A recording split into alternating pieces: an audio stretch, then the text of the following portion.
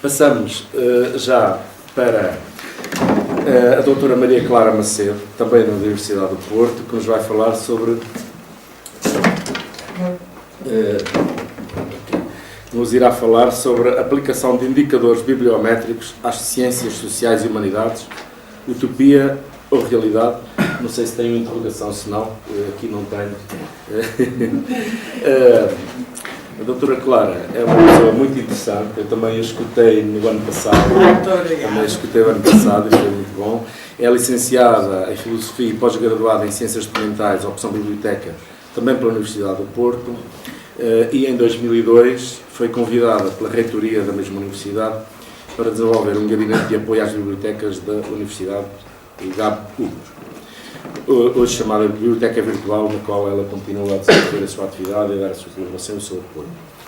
Acompanhou desde o início a formação e implementação da Biblioteca de Conhecimento Online, a chamada BION, integrando a Comissão Executiva e os diferentes grupos de trabalho, e em 2008 passou também a colaborar com a CIMAG Research Group no âmbito do protocolo assinado entre a Universidade do Porto e a CIMAG. É que também com muito gosto que a temos entre nós e eu estou particularmente interessado em escutá-la, devo dizer. Está bem, muito obrigado. Bem-vinda. Espero que não me desiluda. Eu hoje fugi um bocadinho aos números. Aos números não fugi aos números, mas fugi ao falar dos indicadores. Porque ultimamente, e numa universidade como a Universidade do Porto, que tem várias valências e que quando surgiram o primeiro draft de documento de como é que vamos avaliar o pessoal docente, os professores, e sobretudo quando há diretivas tipo vamos escrever em open access, mas vamos escrever em revistas com qualidade e, se possível, que apareçam no Easy. Ora, isto parece que anda aí alguém baralhado. E os docentes das faculdades ligadas às artes e à educação e às ciências sociais começaram a ficar um bocadinho preocupados. E eu também. Ora, tal como já foi dito aqui, comunicar ciência implica publicação. E desde o nosso querido e amado Leonardo da Vinci, ele publicou, registou, desenhou, são tudo diferentes tipos de documentos, mas não chegava que ele ficasse metido no laboratório, não chegava que ele ficasse a recortar à meio da noite os seus cadáveres para estudar anatomia, nem sequer chegava, porque pelos vistos um homem do Renascimento era um homem perfeito e também sabia cozinhar. E até as suas receitas foram publicadas, portanto, ele não queria as receitas só para ele. Eu quando escrevo uma coisa, eu quando investigo uma coisa, quando faço um belo prato na minha cozinha, eu quero que o mundo o conheça. E por isso eu tenho que comunicar aquilo que fiz. E para comunicar aquilo que fiz, a minha família vai me dizer: tá, que bom, olha, fizeste uma obra de arte, fantástico, está lindo, o quadro está pintado que é uma maravilha. O artigo está muito bem escrito. Não chega. Não chega. E eu preciso de ter outro público. Eu preciso de transmitir essa informação e ter uma acreditação dos pares, mas dos pares que trabalham na mesma área e que não conhecem de lado nenhum, unicamente veem o meu trabalho. A publicação é sim um momento-chave, porque formaliza esta comunicação ao público dos resultados da investigação. E ali foi muito curioso quando falou da altrometria, porque pôs outro público, um público que eu não tinha pensado. O nosso público, quando nós escrevemos, quando um docente escreve, quando um docente publica, nós temos dois públicos. Temos os nossos pares e temos os nossos estudantes. Temos aqueles que nos vão ler. Antigamente havia aquela coisa que contava as vezes que uma pessoa tirava o livro da prateleira nas bibliotecas, não é? E agora eu fiquei curiosa de saber realmente como é que íamos medir isso. Até que ponto é que um artigo que até pode não ser valorizado pelos meus pares pode ser importante numa comunidade académica. E isso fez-me sentir apetite. Depois existe outro problema que também é: enquanto isto está tudo na nossa casa, o nosso conhecimento é informal. Nós estamos no laboratório e esse laboratório até pode ser a nossa biblioteca. Se estivermos nas ciências sociais ou nas humanidades, pode ser a biblioteca. Mas temos que sujeitar a nossa investigação à discussão e à revisão. E nunca se esqueçam da importância de um peer review. Muito das coisas se perdem por falta de peer review. Comunicar, publicar implica também avaliar. E sendo a bibliometria, aqueles tais números estatísticos e matemáticos e fórmulas com quais nós podemos brincar para dizer e analisar áreas científicas, regiões, países, instituições, padrões de autoria, publicações e uso dos resultados de investigação, muito bem. O facto é que nos nossos dias a bibliometria tem usada para fabricar uma coisa chamada rankings, que mais parece o Campeonato Nacional de Futebol. E o que me interessa é, eu marquei mais golos, a Universidade do Porto marcou mais golos que a Universidade da Covilhã, a outra universidade marcou mais golos que o outro, e quem é que vai à frente no campeonato? Ora, ninguém vai à frente do campeonato. Porque não podemos usar só um indicador. Porque os indicadores foi uma das primeiras coisas que eu aprendi com o professor Félix de Moya, foi, apesar do CIMAG se chamar CIMAGO Rankings, nós não somos um ranking. Nós somos um grupo de investigação que cria ferramentas que são os indicadores que nos vão permitir analisar a nossa instituição ou o nosso grupo de trabalho, analisar e ver quais são as estratégias que vamos tomar a partir daí.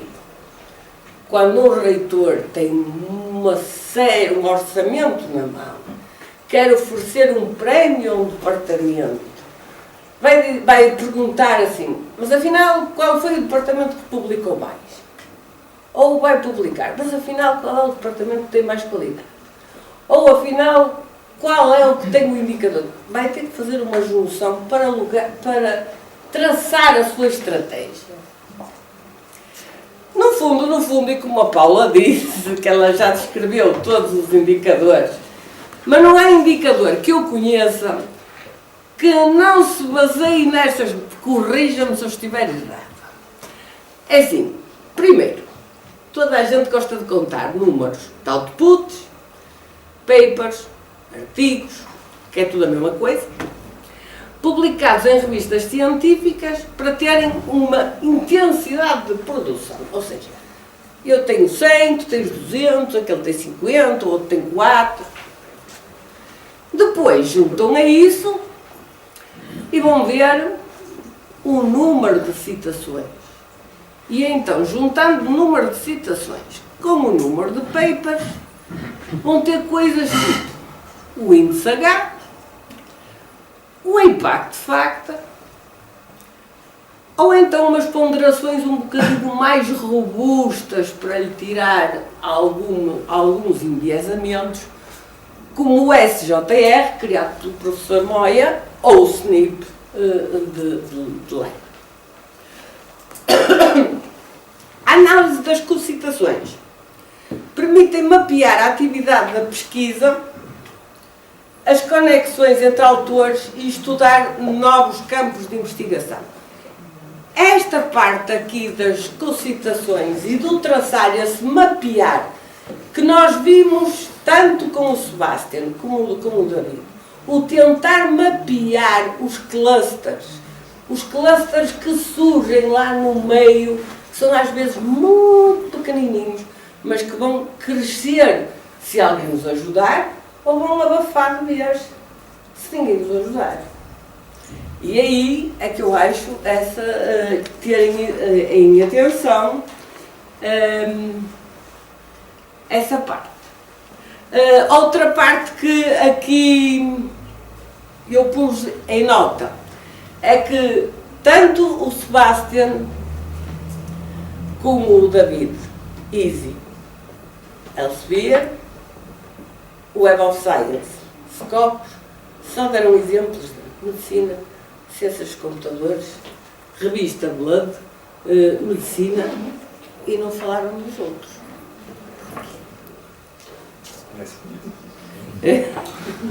Porquê? Porque assim, o grande problema de aplicar a bibliometria às ciências sociais e às humanidades está ali na cobertura limitada. E a exclusão de certo tipo de documentos. Há um artigo como o eleito.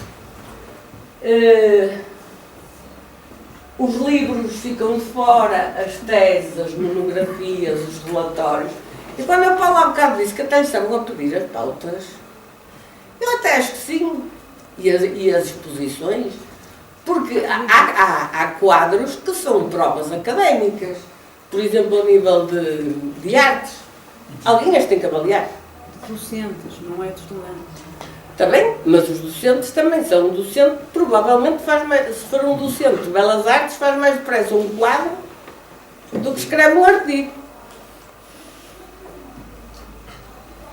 É isso que nós temos que pensar quando estamos a pensar em avaliar e a medir. Porque às vezes nem tudo pode ser quantificado e medido. Tem que haver outros cambiantes. A classificação dos periódicos é outro problema.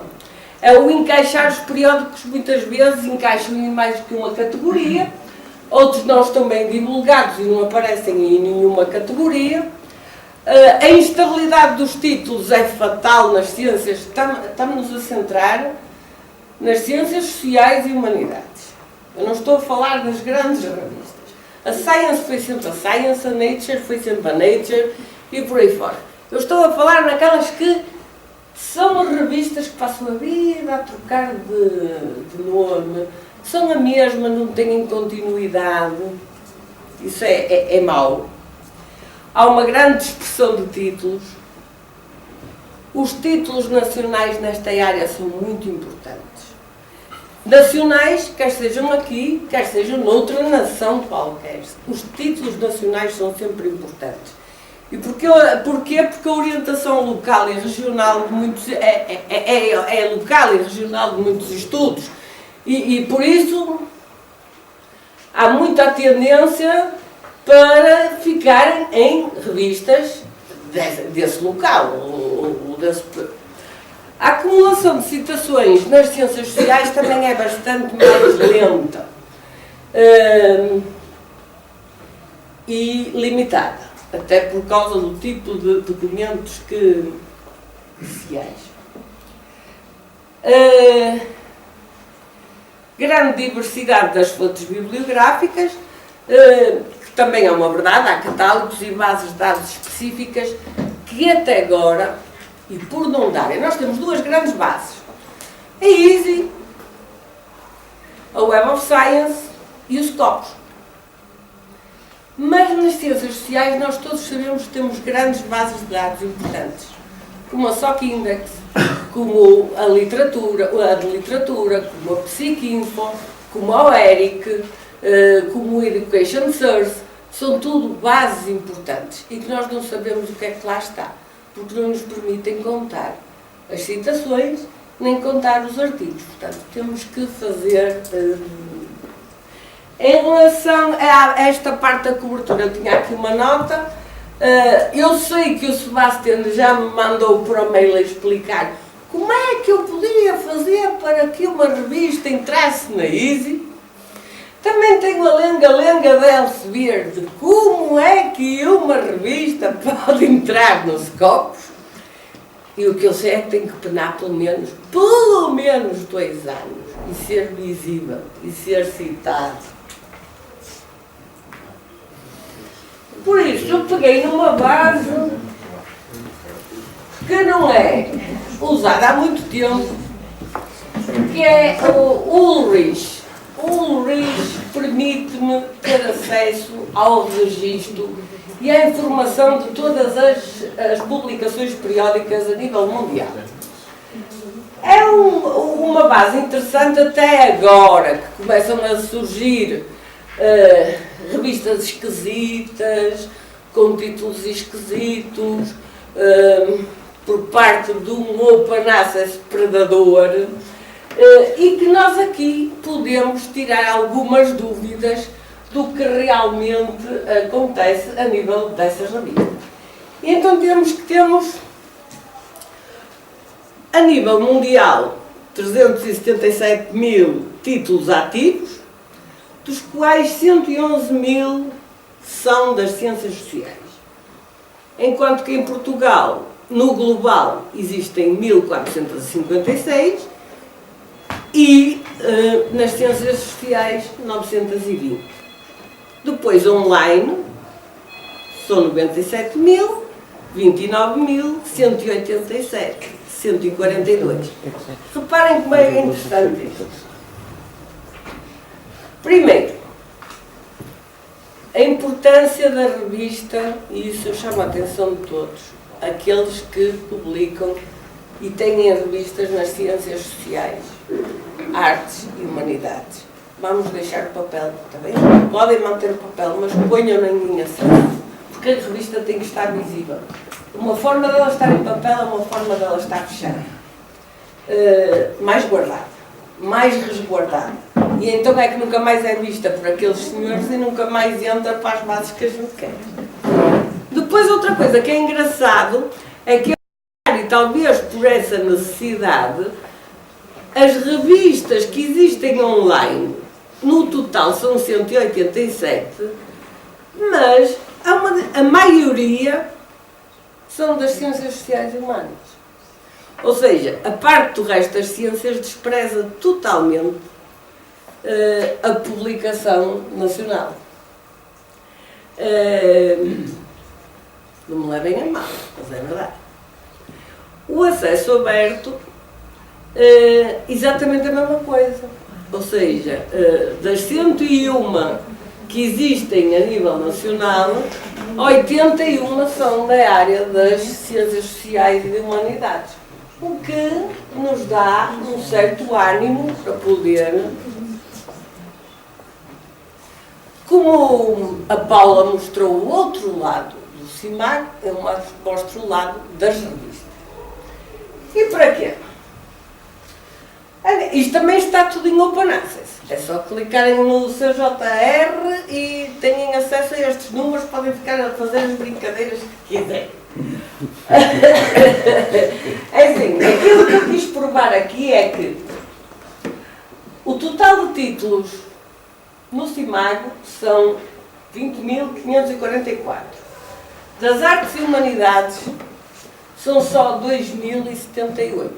Estes dados são importados dos copos. As ciências sociais são 3.460.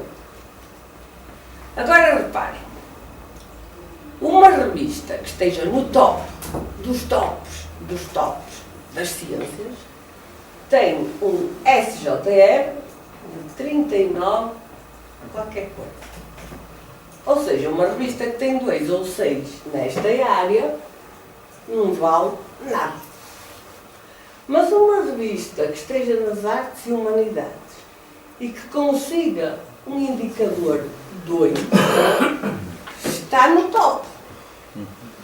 E se conseguir um 6 nas ciências sociais, também está no top. E se fizerem aqui a análise, veem que têm o índice H, o total de documentos em 2012, em 3 anos, o total das referências, as citações em 3 anos, os documentos citáveis, citações a 2 anos, documentos, e aqui tem a especificação do país. Portanto, nós não podemos andar aqui a comparar alhos com galhos. Porque se nós temos uma revista com 1, tal, temos uma boa revista de artes e humanidades. Não temos uma boa revista de matemática. Certo? Pronto. Isto são simplesmente números para refletir. Aqui estão os títulos nacionais que nos aparecem no CIMAG e nós vemos que não chegamos ao 1 em lado nenhum. Temos aqui algumas revistas que depois se falarão de tarde, com certeza, porque eu vi aí algumas. Vemos que as de medicina são aquelas que têm um indicador mais alto, mas, sobretudo, são poucas.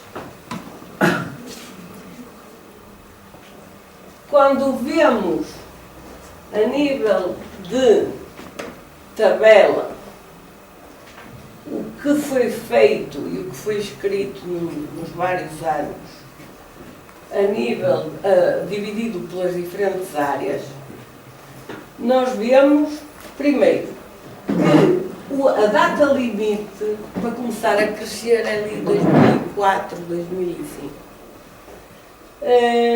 Que é alguma coisa para nos fazer pensar. E depois, reparem uma coisa, enquanto a medicina e outras ciências andam para trás e para a frente, o facto é que as artes e humanidades começaram ali com 3 e já vão nos 221. E as ciências sociais começaram em 33 e já vão nos 820. Ou seja, este crescimento aqui, nestes últimos anos, tem sido bastante maior nestas áreas do que noutras áreas, a nível percentual. O que quer dizer que é possível medir, que é possível analisar, só temos ver o panorama europeu 2012, Ciências Sociais. Portugal está aqui, com os seus 820, porque eu só tirei mesmo Ciências Sociais. Porquê é que Espanha está lá em cima? Se calhar tem uma política melhor de divulgação das suas revistas. Se calhar tem-nas feito entrar mais depressa. Mas também têm que ver uma coisa, nunca se vê só um indicador. Reparem ali, a Espanha tem 50% de autocitações. Citam-se muito a eles próprios. Enquanto nós não nos citamos tanto. Ou seja, isto tudo são números que dão para fazer outro tipo de interpretação. E é isso que eu quero passar hoje aqui. É que a bibliometria e os números que conseguimos e temos do nosso lado podem dar para fazer várias interpretações e fazer brincar um bocadinho com isto tudo, sem andarmos aí a fazer campeonatos de futebol a ver quem é que vai à frente. Isto aqui e este quadro por acaso é bastante interessante. É lógico que eles ali vão ter muito mais revistas e já vamos ver porquê. Logicamente, quando falamos em rankings, temos que ter atenção ao caso do que aconteceu, por exemplo, com o Brasil. O Brasil conseguiu que uma série de revistas entrassem para os copos todos. Nós analisamos. O Scopus fez as contas. A nível de outputs, vamos lá para cima. Mas a nível de qualidade, baixou. Porque as revistas tinham um impacto menor. E antes que me esqueça, também não se esqueçam que quando estão a fazer uma revista não podem deixar passar ao largo as referências que fazem no vosso próprio artigo, porque isso também valoriza a revista e valoriza o artigo. A sério. Eu sei, claro. A sério.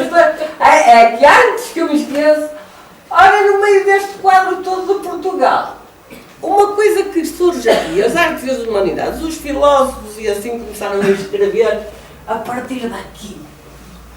Começaram a... E olha, até vão crescer razoavelmente lá para cima. Enquanto que as ciências sociais aqui são muito mais direitinhas. Parece quase que traçaram mesmo, que vão por aqui assim, mesmo direitinhas a evoluir. A medicina, por exemplo, anda aqui para cima. Encolhe uns anos, alarga outros, encolhe uns anos, tal como a engenharia. As ciências sociais parece que vão no bom caminho. E as artes e humanidades eu também diria que sim. O que é necessário para que isto tudo não seja uma utopia nem uma brincadeira, mas passe a ser uma realidade. E que se passe a considerar o conhecimento. Eu gosto muito de trabalhar em ciências, mas acho que também já é tempo de reconhecer a validade das pessoas que trabalham nas artes, nas humanidades, nas ciências sociais. E não dizer, nunca aparecem, nunca contam, não estão. Acho que estamos no limite. Promover a convergência das fontes de bases de dados complementares. Isso é importantíssimo sabermos que bases é que vamos usar. E saber que nenhuma base importante para o nosso trabalho pode ser deixada de lado, como a Psiquinfo ou a Encolite e por aí fora. Necessidade de desenvolver os indicadores específicos para monografias e capítulos de livros. Todos nós sabemos que nas ciências sociais, nas artes e nas humanidades, o livro é rei. O capítulo do livro também. Promover as publicações nacionais a nível internacional. Tentar a língua inglesa, pelo menos o abstract, divulgar, citar, fazer atenção às referências, para lhe dar visibilidade, para poderem ser indexadas ali pelos comerciais Easy e Scopus. Open Access. Não se esquecerem que é importante que as revistas estejam em Open Access e numa versão eletrónica, logicamente. Incentivar a publicação em fontes de qualidade e de impacto reconhecido também é importante, até para referenciar aquelas que estão mais abaixo para ver se elas sobem. Assegurar o financiamento das plataformas e bases de dados para apoiar a otimização dos recursos. E aqui é que eu acho que está muita diferença feita a nível europeu e, sobretudo, a nível espanhol. E tenho o exemplo de um projeto europeu, o European Science Foundation Humanities, que indexa e avalia 6.512 títulos. Isto está na net, todos podem consultar. Escolher a disciplina. O Latindex, que é urgente, além de rever estes 1.175 títulos que estão em Portugal e que têm muitas repetições, têm muita coisa que tem que ser limpa, mas o facto também é que já temos 108 eletrónicas. E um projeto que eu gostaria de trazer de Espanha para cá, em que nós temos as revistas nacionais devidamente acreditadas por vários organismos públicos, e quando o equivalente ao nosso FCT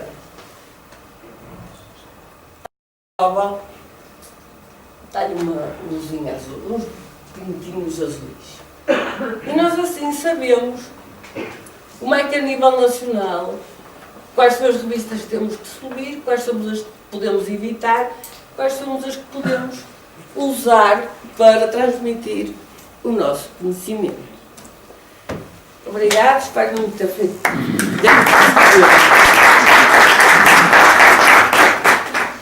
Muito grato, foi uma comunicação muito interessante. Passámos de imediato à discussão. Presumo que tínhamos pelo menos ainda 15 minutos. Não sei se estamos bastante atrasados. Não, 3 e 12 estamos bastante que é 10 minutos? Sim. Ok. So, it's better in English now. We're all around the table, so I could call the speakers to this table, but I think it's better probably to stay in your seat if you agree. Yeah. Okay. I have a question for Rodrigo. Okay. Because you talked about the multidimensionality, the need to consider many dimensions of activity. And I'm considering, for instance, all the hidden work that other activities not connected directly with production of texts may be important. For instance, I'm thinking about congresses. The organization of congresses, I mean the scientific organization of congresses, because we know that the administrative tasks can be even hired or commanded to an enterprise. And I think this can, I'm not talking about grey literature, but the hidden work that is around all the activities, scientific activities in our research communities and the scientific communities. And I think that can raise a question about what we consider to be authorship. Because who is the author today? The reader is an author. Foucault and other authors speak about this. And what the dimension of social actor that these authors can be included. Well, I'm raising some sociological questions, but so I'm just synthesized in this question. Where is this hidden work and how can it be measured? And as well, for instance, such other activities like the downloading of texts, how many times the texts are downloaded, and how this can be measured as well. Yeah. Okay, thank you very much for regarding the point of the hidden work. Well, if it's too hidden, maybe it's not possible to measure it. So far, there are no databases that, for example, you could have where you have the organizer of a conference or these things. But if, for example, the CVs of researchers would be more standard and would be also more centralized, let's say in the European Union or organizations and such, then we could have this information. It could also inform this information. From the bibliographic point of view, that's why I asked, if we had the acknowledgements of the papers, then we could start to detect people who contributed to a paper from a different perspective, maybe with technical support, by cross-reading the paper, by doing other things. But so it's a possibility that we could have with acknowledgements. Still wouldn't be everything, but could help to inform other types of contributions. And your answer to the question, what is authorship? So I think we are moving from the idea of authorship to the idea of contribution. So even if I appear as an author, now more and more journals are starting to request what has been the contribution to the paper.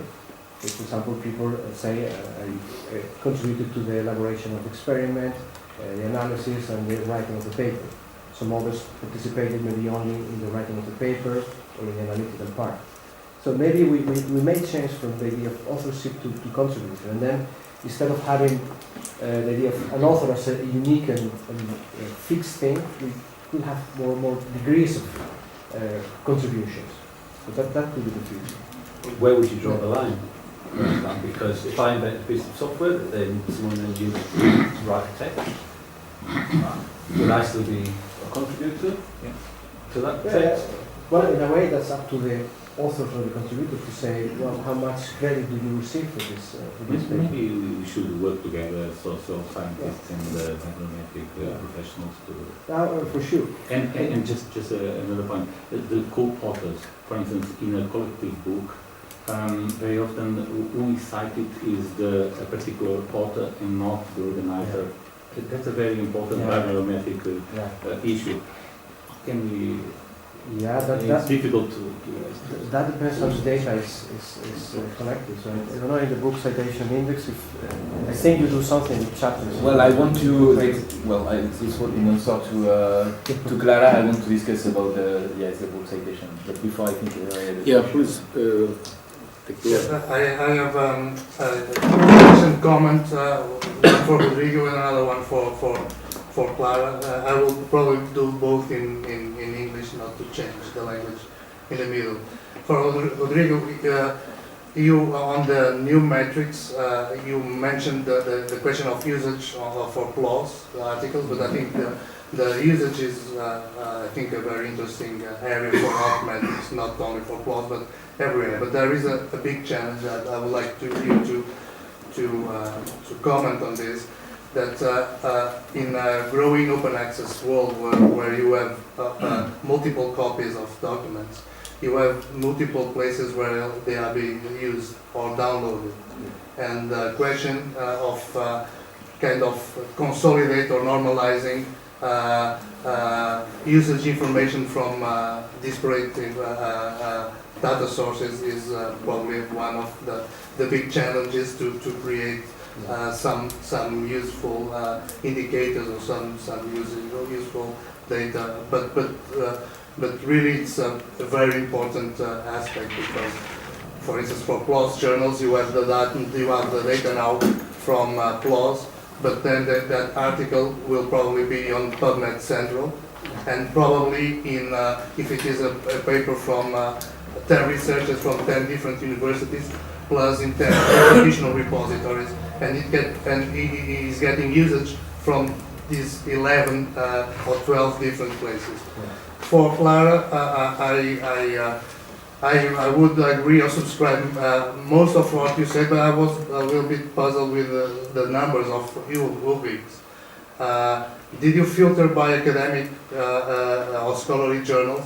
Because the numbers of global number of journals and the national journals that you presented are much more higher than the ones that I'm used to see. For instance, in 2009 we have made the state of the art of publishing using ULRIC, but using the filter of academic or scholarly active journals. And number of Portuguese journals is 2003.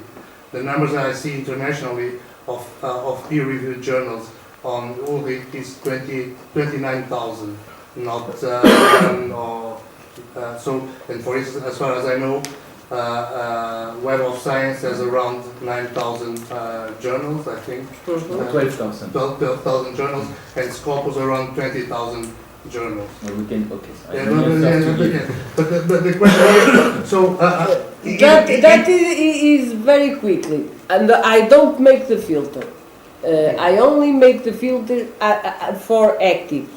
Okay. Okay. So that explains the number of. Exactly. And so the other is only the area of social science. Yes, but the question is, they are not only academic or scholarly journals. No. Magazines. So you will have lots of magazines on those. No, because the thing. Sorry, because this is very quickly. Now I explain why. Because I want that when make the idea that everything for science could not count. but everything for social science and humanities counts. Okay? Yes, so I will make it brief. First, Clara, well, thank you for your presentation, and so the social science and humanities, according to you, is not enough reflected into the existing resources. I have one question. You've not mentioned Cielo. You've mentioned Reich, Latindex. You know Cielo? Yes, Cielo is in the all. But why you want to see Cielo? Well, basically it's because we have it's coming in Web of Knowledge now. Yes, I know that you go to integrate Cielo. Okay, yes. But Cielo are in the titles, in the great titles, or in Portuguese, in Spain, and so on. So. I think that I see in another presentation the Cielo, so I don't want to repeat something. Yes. My goal is not that. Cielo is a positive point. If he goes to, I have rumors that he goes to science, to Web of Science, great. Web of Knowledge. We have to go carefully. It will be included in Web of Knowledge, the platform, obviously not Web of Science, which is the core of papers. Okay, this is very important to make the difference. and we select from the 900 papers from Cielo, we select 600, which enter into the selection criteria. Now, also, I would do a parallel with another project, which is Book Citation Index.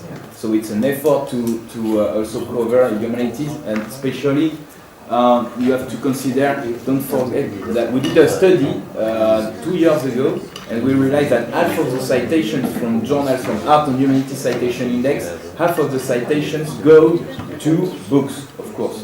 Yes. And musicology, history, and so this is why we have created Book Citation Index. And nowadays it's 60,000 books, indexed chapter by chapter. And so we recollect when the pages are we have a problem is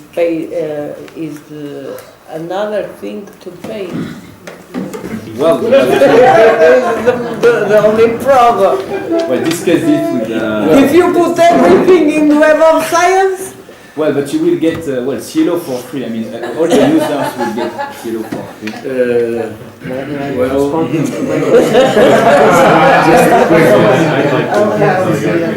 So basically, we have to how to aggregate metrics of the different versions of the things. That's a challenge.